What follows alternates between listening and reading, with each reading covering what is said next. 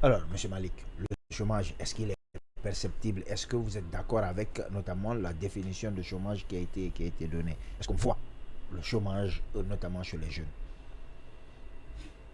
Il n'a pas véritablement donné de définition du chômage.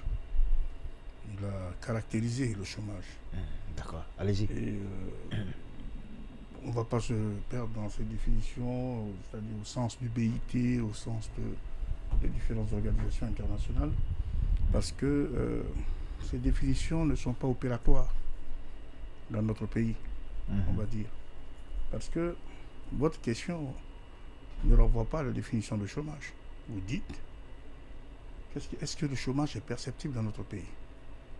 Perceptible, c'est-à-dire visible. Est-ce que nous en sentons le poids dans un contexte social, dans un contexte économique? C'est ça la réalité.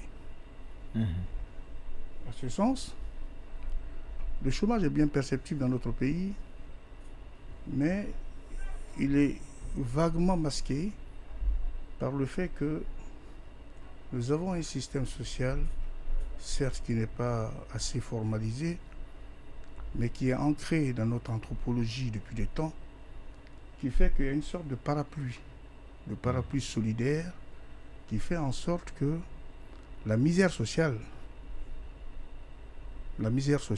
n'est pas perceptible. Parce qu'il y a un coussin social. Suivez mes arguments. D'accord. La misère sociale n'est pas perceptible du fait qu'il y a un parapluie social, un parapluie solidaire, le fait que les liens sociaux, les liens de solidarité naturelle couvrent pratiquement l'ensemble des questionnements, l'ensemble des vulnérabilités qui peuvent apparaître du fait qu'un individu soit au chômage.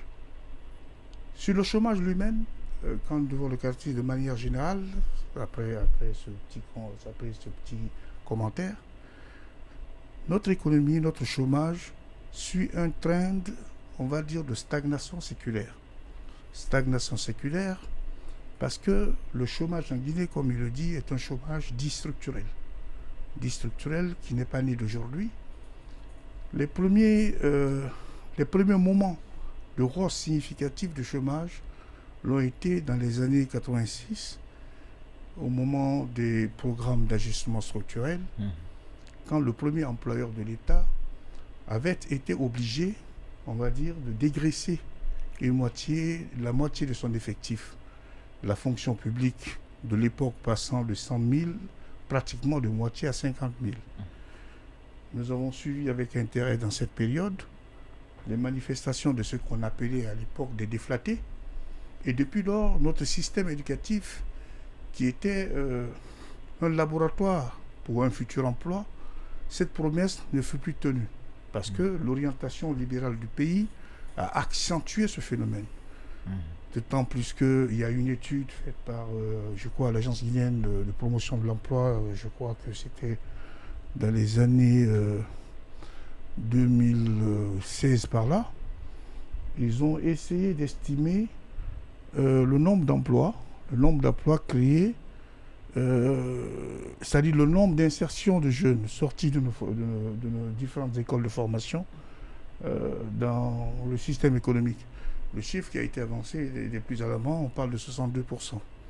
Bon, peut-être que ceci a été atténué parce que M. Barry nous envoie un chiffre de 50%, mais ces chiffres de 2016 ont pu évoluer peut-être du fait des différentes mutations, les taux de croissance positifs que nous avons connus dans le pays depuis cette période, qui ne donnent pas quand même un éclairage assez saisissant pour donner les chiffres exacts sur le niveau de chômage. Mais le chômage reste très haut.